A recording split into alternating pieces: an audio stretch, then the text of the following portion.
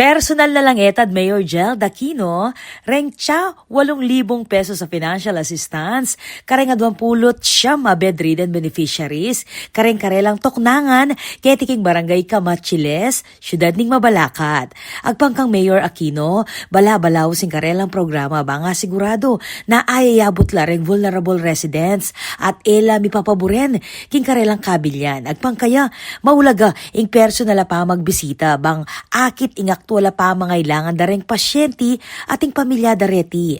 Parti ay tining trust ning kayang administrasyon na ilapit ing government services direkta king barangay at maging kareng toknangan dareng Mabalacat residents. Dagdag na paningalkaldi kapag nasaning makanining takbang, ing iparamdam king publiko na atin lang apanaligang gobyerno lakwas na king oras ning pamangailangan. Pasalamat na laman reng pamilya dareng benepisyaryo, uling maragulyang sao pingtingga pa financial assistance para king karelang medical expenses at aldodo kagastusan. Kaya duangan king implementasyon ng programa ing Office of Senior Citizens Affairs.